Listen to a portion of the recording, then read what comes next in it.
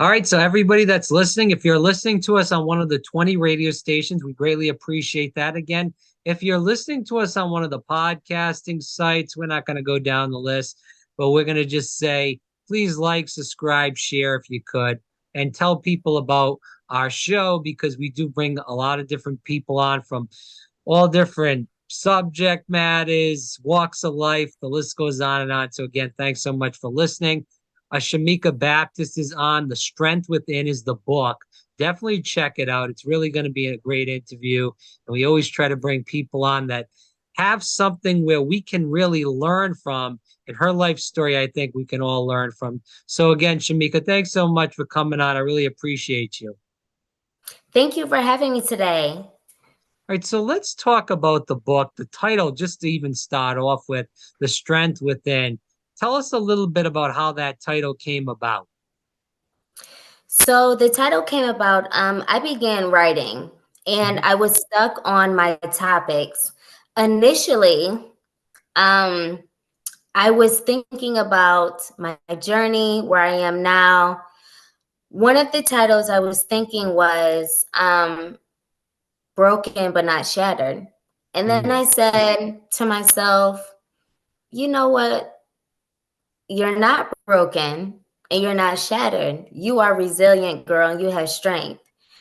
And it came to me. I was speaking to one of my girlfriends, and we were speaking about titles, and I was so conflicted. And it just came to me. Initially, I said broken but not shattered because I said, you know, I've been through the trials and tribulations, but I'm not defeated. It was like an epiphany, and it said the strength within. When I realized and when I look back at my journey, the trials and tribulations that I went through, my journey through life, it took nothing but strength. From abuse, abandonment as a child, to growing up and realizing that I needed self accountability and understanding who I was. I have strength. It is not brokenness. I am not shattered. The things that I've gone through did not break me. They made me stronger. Right. And so that's where the strength within came from.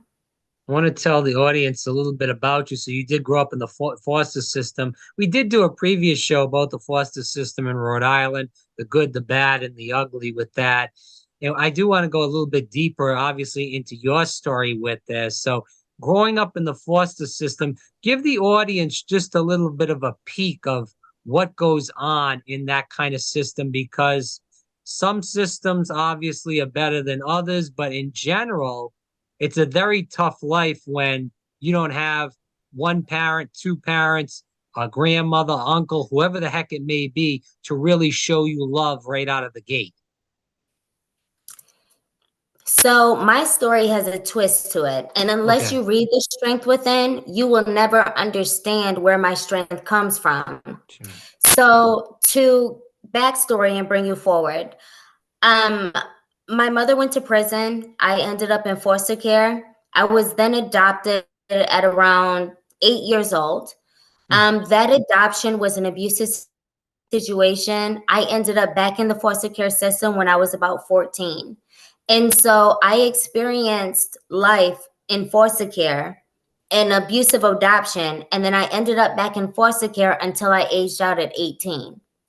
And so my experience in foster care, what I can say is my foster parents were a lot more loving. They were a lot more nurturing. That wasn't the bad experience. The bad experience is when I was adopted. And that situation, the mother wanted all babies. She did not want a grown child. And for me, I was an older child that was adopted into the family. The other children were babies. And so I never had that connection with her. I never had that relationship with her. And so from the time where I was adopted until I was 14, it was terrible. I would go into detail, but I think it would mean more if you all actually, to the listeners, read my book to understand the experience. And so my experience in the system. And so, yes, I was in foster care for multiple times in my life. My experience in the system as a whole was up and down, up and down. And so, with the strength within, I speak about finding that strength because I speak about the different experiences from when I first entered foster care to when I was adopted. And I speak about those interactions and those situations of what I had. And so when you come from dual neglect, dual abandonment, dual, you know, emotional detachments, that's where the strength comes in. That's where you have to realize that your past does not define your present and your future. And so, you know, despite whatever I went through, from the abandonment of a biological mother, Yeah. right, and father, into the abandonment of an adoptive mother and father, and now you're pushed back into the world, that's where I had to find my strength and kind of realize that, hey, this is my reality. No one is coming back for me. No one is here for me. And the world is what it is. And I had to figure it out and I had to maneuver. You feel like going through these situations in life really made you have the grit, have the fight in everything you do now, whether it's for a child, which you have a son, or in a job, whatever it may be. It is everything. So anyone, and I say this with such a big smile because Yeah. anyone who truly knows me, they will tell you she has grind, she has determination, motivation. There is nothing you can tell me that I can't do. So in my just to reiterate on what I mean by that is, in my adoption, the adoptive mother, she always told me what I wouldn't be. She always said, you're not going to be this, and you ain't, you know, you're going to end up in prison, you're going to end up in jail, you're going to end up in drugs. She just told me all of these negative connotations, right? Can I just interject? I apologize for interrupting. What is Mhm. the point of adopting? And I know it's not you. I know you were just put into this situation and you didn't want to be in this situation. But in general, you know, between us and everybody listening, what is the point of adopting a child to just bring them in some sort of negative atmosphere? Was she getting some sort of money out of this? Like it just seems like it's very strange. Maybe it's just me. I don't know. So I was asked this question before. I've been asked this multiple times. There's two Yeah, things I have to say. The first thing is I can't speak on another person's right. emotions, right? Of I don't course. know why they did what they did to adopt me just to treat me the way that I was treated. And so Hmm. I can't speak on why they did it, right? What I will say is this, and I put this in the strength within, that they were getting checks for me. Okay. So Yeah. that's where the adoption, typically when you adopt, you don't get checks. However, they were getting checks. Now I can't speak on their story again because I don't know why they were getting the checks. Um, One thing that I do say is if you're going to adopt, do it for the right reasons. Um, you know, a lot of people, it's not talked about, but you do have those out there who do it for the money or do it for the title of adopting or, you know, being a foster parent. However, you have so many great people out there who foster for the right reasons. They adopt for the right reasons. And for those, I salute you who do it for the right reasons.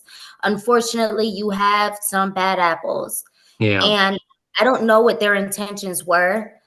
They did have three other children that they adopted. But again, those children that they adopted were infants. They were like newborns. I was older. Hmm. And so as you get older in the system, I guess I have to again clarify from my perspective of when I was in the system, right? Back when I was in the system, older children were not really wanted like that. They really wanted like babies. And so I was adopted at an older age. Now, why I was mistreated, again, I can't speak for them and why they did it. Another question I get sometimes is, well, they had three other kids, why was it just you? Again, it's a question. You have to ask those individuals. We have to put in perspective again. They were babies. I was older. I knew where I came from. I knew a part of my roots. I knew kind of who I was. And so maybe they just did not bond with me like that. Financially, they did get checks, but again, that's their story to tell. That's Yeah. not, I Yeah. can't explain that We part. can't get in other people's heads. I hear you. So you were living in a house with, so you have the three infants, which is very strange that one woman would want three infants. Mm-mm. I'll break it down to you. Okay, So, please. and I know this is, so I was actually just speaking to one of my friend's mom. She's like a mother to me, very near and dear to my heart. Okay. We were speaking about earlier today, actually, how unless you were there in my life, you would think that my life story and the strength within is like made up. So I'm going to give you a brief synopsis, I swear. So the three other children, I had two of them that were actually older than me, one of them that was a few years younger than me. Okay. The father was Jewish, the mother was Catholic. And so the two of the children were Korean, and the two younger of us were African American. And so I've actually had a bat mitzvah. Um, and I put this in the strength within. I know, like, you would look at me and be like, what is this girl talking about right now? So I speak about my journey in the strength within. And so the dynamic of the family was completely unconventional. Like, it's something that you would never think would happen as far as a dynamic. Now, I understand, it doesn't matter your race, culture, background, creed of whoever you are. That doesn't make a family.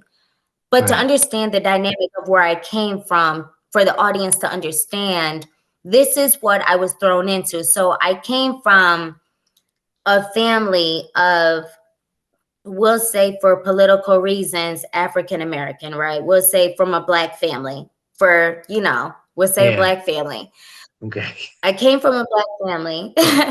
I was tossed into the system, and then I was adopted by a multiracial family, completely multiracial in every dynamic. And then I went back into the foster care system to where I was with, multiracial families. And so I can't really, there's a lot of people are like, how, what, like, but I can only tell you it's my life. And the experiences that I had is, when you go through those triumphs and tribulations, from going from your roots of where you come from to coming into an environment that you don't know, that's foreign, to now going back into another environment, you have to adapt and adjust. And that's where the strength comes in. Yeah. So talk about that, because you're back and forth throughout your childhood. I mean, these are some of the years when your mind is really developing. I want you to go a little deeper into that, because I know we talked a little bit off here before we started the recording. You talked about suicide, mental health issues in general. We see that a lot with COVID-19. A lot of kids were kept out of school.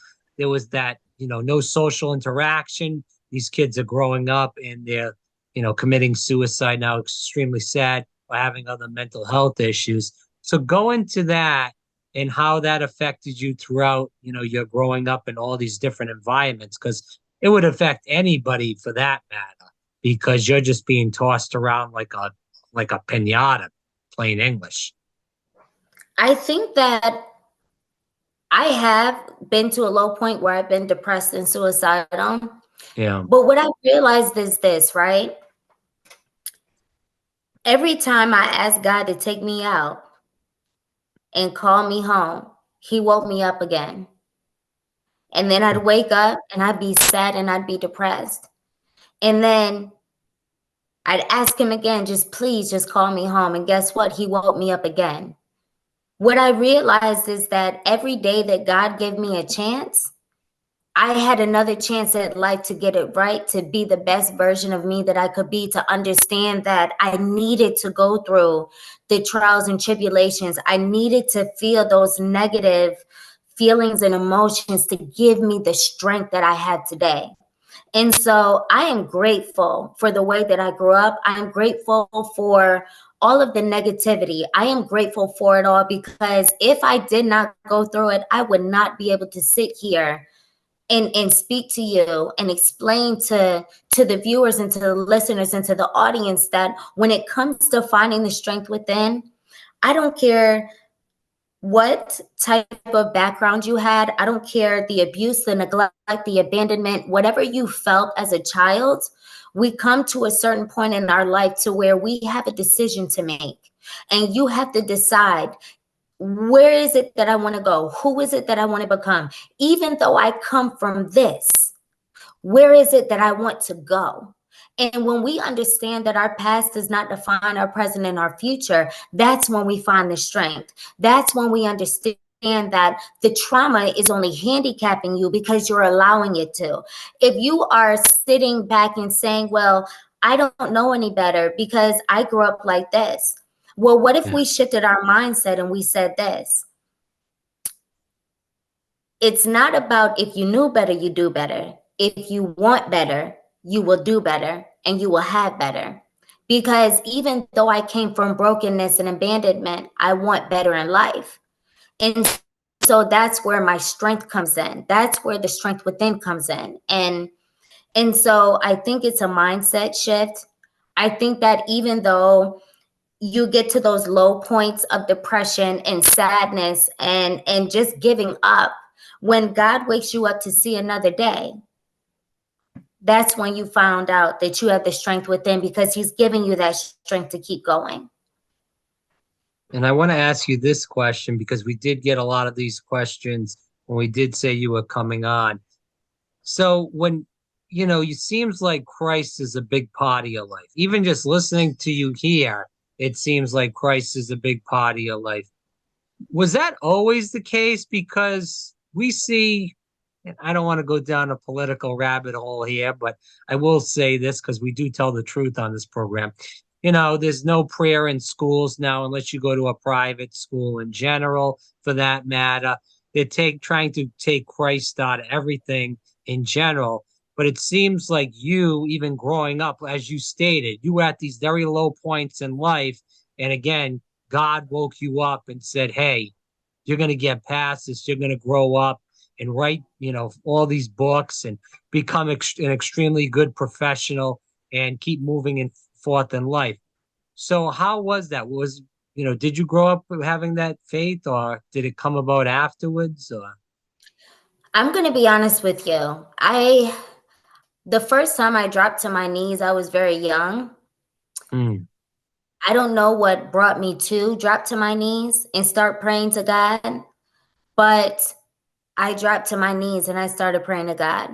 Now, again, I was about 4 and 5 years old when I started doing it, that's why I'm saying I don't know where it came from, right? I just knew to drop to my knees and to talk to God. And what I can tell you is this. Growing up, okay, so I'm going to rewind and I'm going to fast back forward. I'm sorry. I mentioned that I had a bat mitzvah. I had the bat mitzvah, but that was not my faith, right? That was something I was thrown into. I was forced to learn that, right? I was forced to learn Judaism. However, I still had a belief in God. When I was about 14 or 15, I turned myself back over to God and I got saved and baptized. And what I realized in life is when I started to go astray and when my life was in disarray and I was just all over the place and all these terrible things are happening to me, right? And I'm just all over the place. I brought myself to God, back to God, and I realized when I was away from him, life was in turmoils. But when I came, God bless you, when I came back to him, my life just turned back around for the positive. And so I do get that question asked a lot. I'd like to think, and not to be arrogant, but when you know that you're chosen by God, you know that you're chosen. Yeah. And so for me, I feel like personally, I was one of those that were chosen, that even though I went through what I went through with those trials and tribulations, I was a chosen one to share my story. So my faith has always been in me. It wasn't self-taught. It's always been there. And I think I had to find it. And when I strayed away from it, that's when life got hectic. But when I went back to God and I gave myself back to God, like my life has just, I've just flourished and I've thrived. And it hasn't been perfect. It hasn't been easy, but I'm still here to tell you guys. So. Right. Oh, I do want to take a little bit of a commercial break and come back on with you in just a moment. Again, for people listening, I do hope that you guys get the book. Again, Shameeka Baptist, The Strength Within. Definitely check it out. Amazon, you can get it for sure. We do hope if you do get it at a bookstore, obviously look at your local bookstores first. And I guess Barnes and Noble's probably the only other big bookstore Mm-hmm. out there anymore. I always think of Borders, but I now they went out of business a while ago. But anyways, we we will move forward with that. So we're going to take a quick break and we'll be back in just a moment. Oh, we are back again. Shameeka Baptist here, The Strength Within. Definitely check out the book. As we move toward the end of the interview with the last few questions, Shameeka, I want to get into this about shifting your mindset. A lot of negativity in your life, a lot of negativity around the country in general, around the world for that matter. And as we spoke about earlier on in the interview, a lot of people having issues with mental health, road rage, the list goes on as far as the insanity in our country and our world today. How can we shift the negativity to positivity so we can really find ways to fulfill our life for the better instead of the worse? So when it comes to the mindset shift, I think that when we come to a point in our life where we understand, right? For Mm-hmm. every negative, there is a positive. And so, prime example, road rage.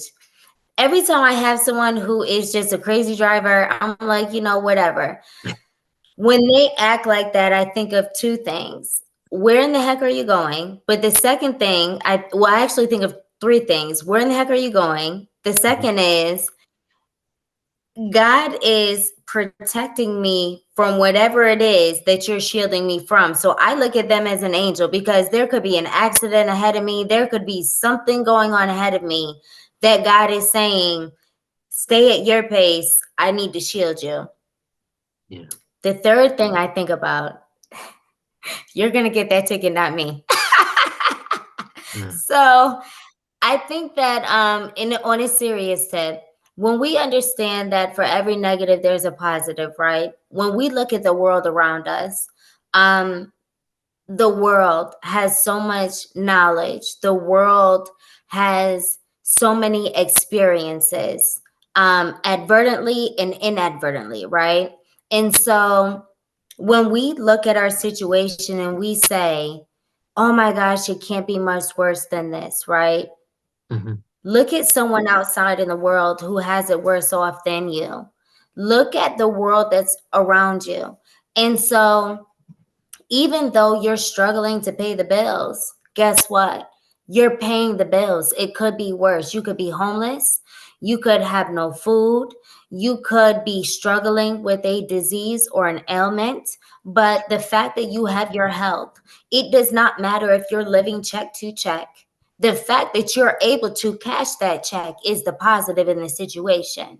And so when we understand that, even though in the bad times, there is still a blessing because there is always someone out there that's worse than us, that's where that mind shift comes in. That's where we understand that for every negative, there's a positive. That's where finding the strength within comes from, because we understand that, hey, I know it seems hard right now, but it could be worse. And I know it's heavy right now, but I've seen better days and I will see better days again.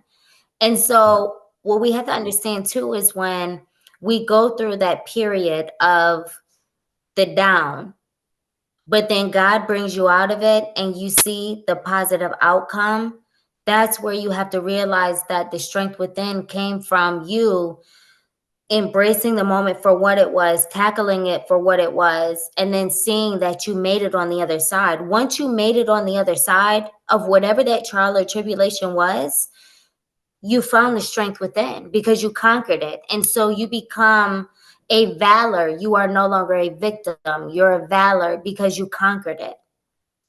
Right. And my thing is too, and what I've learned, especially through the past 3 years, your health is your life. So if you don't have your health, you can have all the money, you can have houses, cars, whatever the hell you want. If you're sick or bedridden, you're screwed. So you should take care of your body and yourself first of all, and obviously worry Mhm. about the people that are involved in your life, whether it's family, kids, and co-workers. The list goes on and on. But take care of yourself first, because if you don't have your health and you have a kid or a family member that depends on you, and you are, eating all kinds of crap, not working out, not getting good vitamins, then you're just hurting yourself and you're hurting the people that depend on you or care about you. So, anyways, I just had to get that in because I do believe that is important. And I learned that, especially in the past 3 years. So, as we come to the end, what do you feel like people should learn about the story when they do read the book again? So, what we need to learn as a people, right, collectively, is Mhm. that everyone has different walks of life. Everyone has different upbringings. And although a person's journey in life may not be conventional to what you're used to, we all have some type of traumas and Right. tribulations. We all have mommy issues, daddy issues, abandonment issues, whatever issues, we all have them, right? I don't care Right. if you had a two-parent household, everything is not always everything, right? Right. I think we need to have more compassion as a people. I think we have to understand that above all, we are never alone.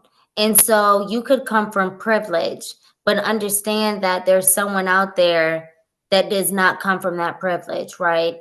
Be grateful for who you are and what you've been through, um, despite the upbringing, despite any of it. I think that for me, what I want people to understand is you're not alone, Mhm. okay? You have people out here in this world that can relate, that can understand different dynamics in different parts of your life. But life is an illusion. And so that brings me to, I'm so sorry, my third book, The Diary of an Illusion. And The Diary of an Illusion, I did have to point that out, is because far too often in life, we get so caught up in the illusion of what life is supposed to be, or what we should have in life, or what we need to be in life, instead of embracing who we are and seeing the beauty in ourselves for the shortcomings, the traumas, the tribulations. Understanding that as long as you are here today to Mhm. speak about your journey and story in life, you have found the strength within. You are amazing. You are resilient. And so I could ask people, to have an open mind when they read my book. I could ask them to be receptive. Mhm. However, they judge Jesus Christ. So I'm sure people will have things to say about me. But understand that the same courage I had to share my story, I want all of you to have that same courage to live your truth and own your truth and to share your journey and embrace yourself for who you are and what you've been through despite your background. And so I think sometimes in society, we need to be more open minded, be more receptive, be more compassionate and kind to those who are around us. Because when you think that you have it bad, because you may not be able to get that caviar or that steak dinner, be Mhm. thankful that at least you have something in your cabinet to eat. Because there was a point in time in my life where I didn't have anything to eat. And Mhm. when you go through these things, just, have compassion. I think with reading my book, I was courageous enough to share my story. And so I want others to be courageous enough to share their story unapologetically. Be unapologetically you, be unapologetically who you are, embrace who you are, and just know that what you've gone through in life and, looking at my story and what I've been through in life, it makes us the unique individuals that we are. And that's what makes us dope. Where can people find more about you, Shameeka, and follow you on social media? You can find my books on Amazon as well as Barnes and Noble. If you would like to connect with me, you can find me on Instagram on the Strength Within official page. And if you'd like to go to my website is www.the and then a minus sign strength and then a minus sign within.com. So the strength within is not put together. I do have those dashes in there. But if you do go to my Instagram page at the Strength Within official page, I do have my website linked into my Instagram page, and you can click the link. And if you would like to learn more about me, if you would like to network with me, if you would just like to get some encouragement or some type of inspiration, you can with me via my website, which you can also access through my Instagram page. I hope people again go out there, get the book. It's very important to do the strength within. Shameeka Baptist, thanks so much for coming on. Greatly appreciate your time tonight. Thank you for having me, Rob.